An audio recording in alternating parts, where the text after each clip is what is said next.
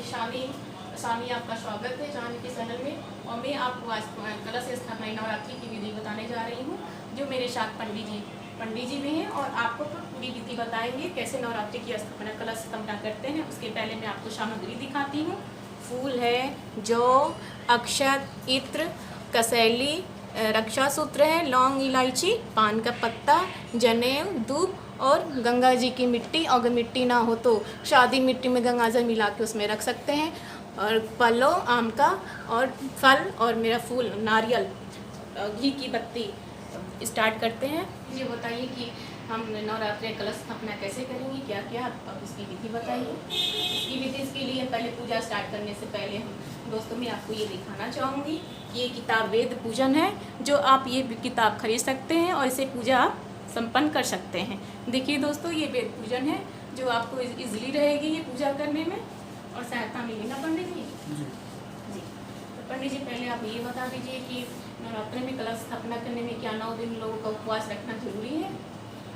हाँ, हेलो, मैं गोविंद नाथ तिवारी। मैं ये बताना चाहता हूँ कि नवरात्रि का पूजा स्थापन कैसे कराया जाता है। सर्वप्रथम जो है देवी का जो है 9 दिनों का व्रत होता है, पूजन किया जाता है और प्रथम दिन जो है कलश स्थापन होता है, जिसके लिए कुछ विधियों की जरूरत होती है। सर्वप्रथम हम जो है एक मिट्टी का प्याला लेते हैं, मिट्टी का बर्तन, उसमें ये का बर्तन है, इसमें नहीं हो तो आपके पास कोई गहरा बर्तन हो पीतल का, उसमें आप भी मिट्टी रख सकती हैं। मिट्टी रखने के बाद उसमें जो है हम जवा मिलाते हैं।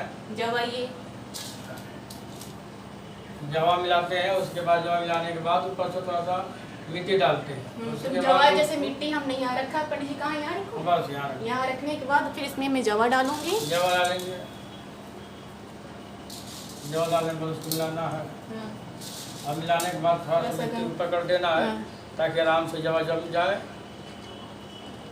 इसमें थोड़ा सा गंगा जल, हाँ थोड़ा सा गंगा जल डालिए। इसमें गंगा जल हल्का सा उसमें हम डालेंगे ताकि ये जम हमारी जाए और जो अच्छे से निकल जाए। उसके बाद जो है हम कलश स्थापना के लिए कलश स्थापना के लिए जो है सबसे पहले हम कलश को रखते हैं। कलश यहाँ से नहीं? हाँ, कलश रख दीजिए। कलश में कलावा बांधिए। सबसे पहले इसमें कलश में कलावा बांधते हैं।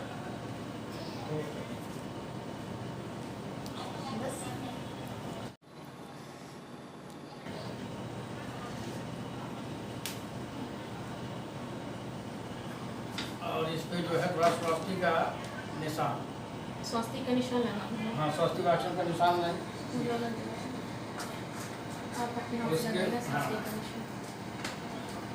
और इसके बाद जो है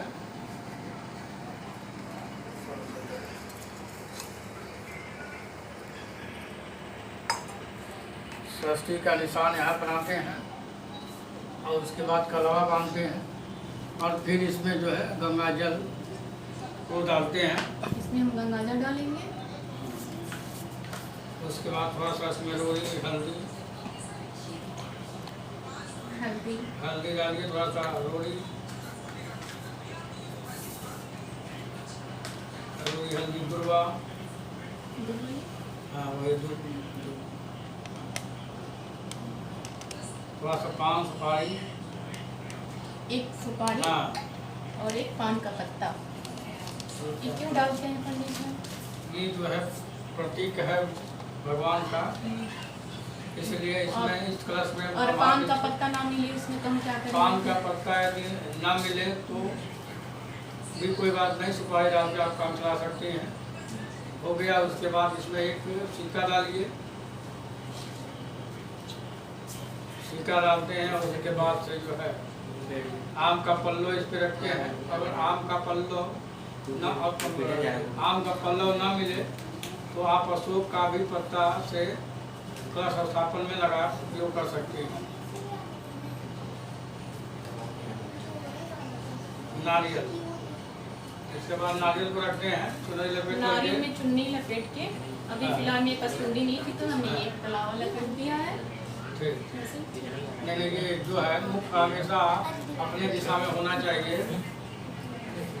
उसके बाद इस तरह से करने के बाद हम गौरी गणेश को भी जो यहाँ रखते हैं। ये गोबर है, अगर गोबर ना रहे तो गौरी गणेश कैसे हम बनाएंगे? जब गोबर नहीं मिलता है तो आप सुपारी को भी गौरी जो है बना सकती हैं। ये हो गया सीधा करके हम गणेश भगवान का जो है स्थापना करते हैं। देखिए दोस्तों, ऐसे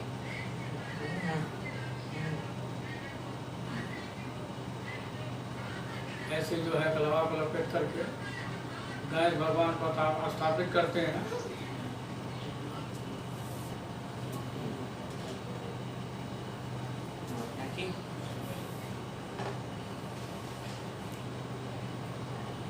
ये सारी व्यवस्था करने के बाद जो है सर्वप्रथम जो है हम भगवान का गणेश का ध्यान करते हैं। हाथ में फूल ले लीजिए और गणेश भगवान का ध्यान कर लीजिए। तो ये हाथ में फूल ऐसे, दाहिने हाथ में ना? हाँ, दाहिने हाथ में फूल और लेकर के थोड़ा सा जल लेकर के भगवान गणेश का ध्यान कीजिए और ये मन में जो प्रार्थना कीजिए कि प्रभु हमारे इस कार्य को जो है निर्विघ्न पूरा कीजिए और जो कुछ भी जो है हमारे घर में सुख शांति प्रदान करे और अन्न धन जन की वृद्धि करे। और इस तरह से प्रार्थना करके भगवान गणेश के पास चढ़ा देते हैं। फिर हम दोबारा फूल लेंगे हाथ में। उसके बाद माँ गौरी का ध्यान करेंगे और माँ गौरी से प्रार्थना करेंगे कि हे माँ अपने पूजा को स्वीकार कीजिए, हमारे घर में अन्न धन जन धन भरा रहे, सुख शांति प्रदान करे। और इस तरह से माँ गौरी का पूजन करके जो है फूल को अर्पण करते हैं। उसके बाद जो है फूल लेते हैं कलश के लिए। हाथ में फूल पुष्प लेकर के जो है प्रार्थना करते हैं कि हे बड़देव सभी देवी देवता इस कलश में आकर के विराजमान हो और अपने पूजन को स्वीकार करके जो है हमारे पूजन को स्वीकार करे और सारे ब्रह्मा विष्णु महेश बड़े देवता आकर के इस कलश में विराजमान हो और पूजा को स्वीकार।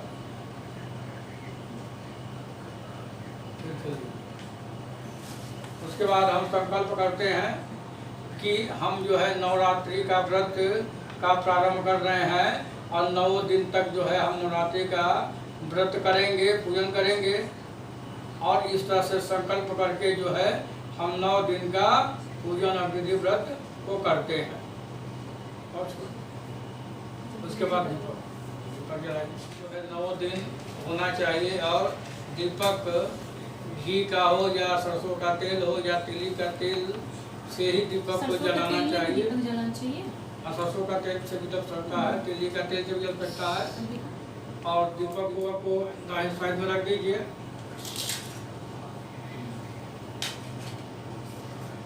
दीपक हम खाली जमीन पे नहीं रखेंगे, इसके अंदर कोई पात्र जरूर रखेंगे। उसके बाद दीपक को हम थोड़ा सा फूल और जल से अर्पित करेंगे। करते हैं और देवी माँ को थोड़ा सा जल से हम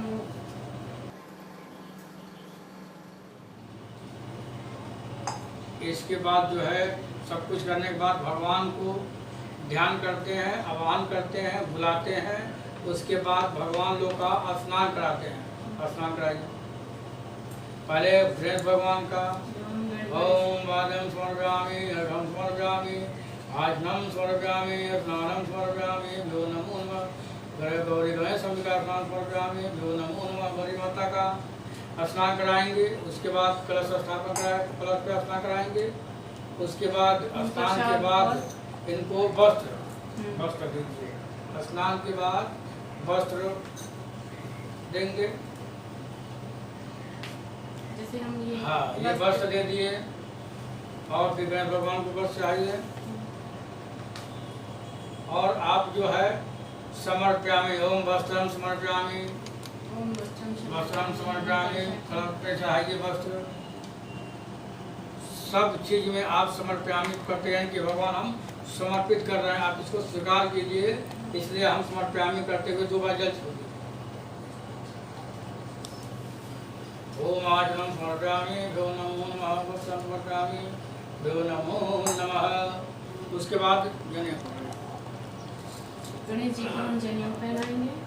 दोस्तों ये जनेऊ है, गणेश जी को हम जनेऊ, अगर जनेऊ ना मिला तो हम क्या करेंगे? वही कलाया नारा से जो है पहना देंगे दोबारा। बहुत जगह दोस्तों जनेऊ नहीं मिलता है तो फिर हम ये नारा जो है ये रक्षा सूत्र बोलते हैं सर। हम इसको ओम विक्रम स्वर्गामि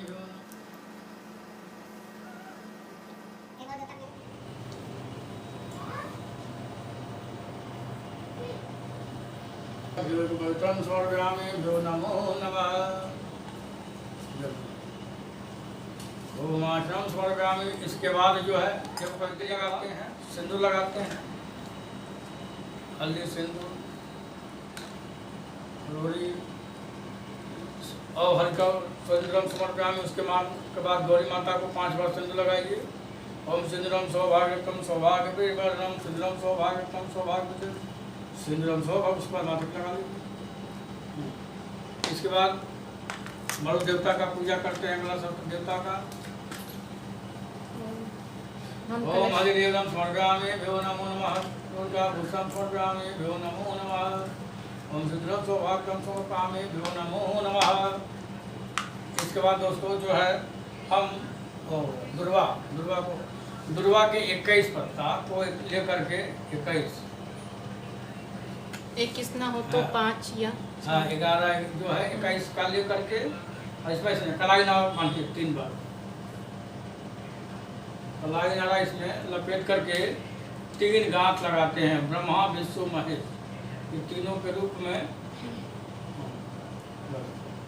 ऐसे 3 गांठ मारते हैं। ऐसे रेस को 3 गांठ लगाते हैं इसमें और भगवान गणेश को चढ़ाते हैं कि प्रभु हमारे कार्य को निर्विघ्न पूरा करे और उससे जो है प्रार्थना करते हैं। 3 हो गया गांठ। हाँ। और ऐसे भगवान गणेश को अर्पित करते हैं कि प्रभु हमारे सारे कष्टों को दूर कीजिए और निर्विघ्न पूजा को संपूर्ण कीजिए। और उसके बाद जो है हम जो है आम सुपारी फल मिश्री चाहिए, मिश्री का हो गया। उसके बाद जो है करने के बाद माता रानी को प्रसाद में लौंग इलायची जरूर लगाएं। ये माता रानी को बहुत पसंद है। हाँ। भोग लगाने के बाद जो है आचमन कराइए।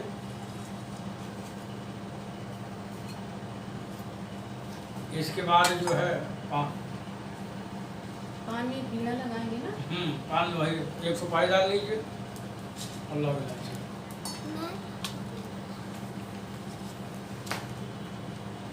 ऐसे हम ऐसे लौंग इलायची रख के बीड़ा लगाएंगे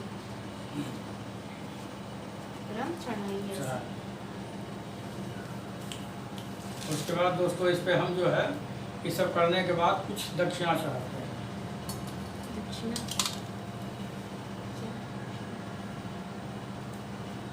इसके बाद जो है हाथ जोड़ करके भगवान का माला पहना दीजिए।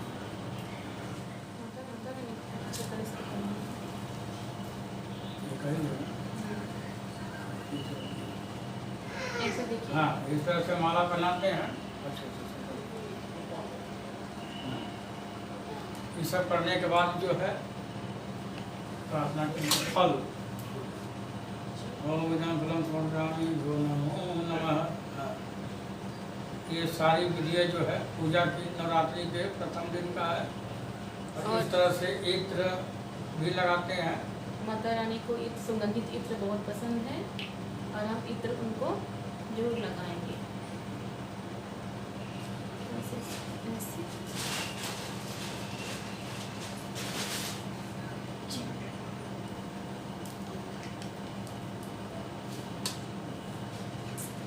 ये उसके बाद प्रथम दिन जो है शैलपुत्री का पूजा किया जाता है। द्वितीय दिन जो है ब्रह्मचारी का, तृतीय दिन चंद्रघंटा का और चौथे दिन कुष्मांडा का, 5वें दिन स्कंद माता का, 6वें दिन कात्यायनी का, 7वें दिन कालरात्रि का, 8वें दिन महागौरी का और 9वें दिन सिद्धिदात्री का हम पूजा करते हैं। और हम पूजा में अगर हम ये दुर्गा सप्तमी की संस्कृत में ना पढ़ पाए, बहुत लोग नहीं पढ़ पाते हैं, तो हम हिंदी में भी पढ़ सकते हैं या फिर 9 दुर्गा का नाम 27 भी पढ़ सकते हैं। ये दुर्गा सप्तमी का है और इसके हम जिसमें 9 देवियों का नाम दिया गया है उसको हम 9 दिन भी चाहे रोज़ पढ़ें या फिर नहीं पढ़ें, लेकिन हम हिंदी में इसकी दुर्गा सप्तमी का पाठ हम कर सकते हैं। अगर क्या पंडित जी कलश अर्पणा करें तो रोज सप्तमी का पाठ करना जरूरी है। कब दुर्गा सप्तमी का पाठ करना रोज दुर्गा सप्तमी का पाठ अगर आप एक पूरा संपूर्ण कर सकती है, नहीं तो जो है 9 दिन में 13 अध्याय का पूरा पाठ करना रहता है। और संस्कृत में ना करते हिंदी में भी कर सकते हैं। कवच अर्गला तिलक पढ़ने के बाद 1 अध्याय पाठ आपको रोज पढ़ना है। कौन सा पाठ पढ़ना है भाई, हम दोस्तों को बताएंगे।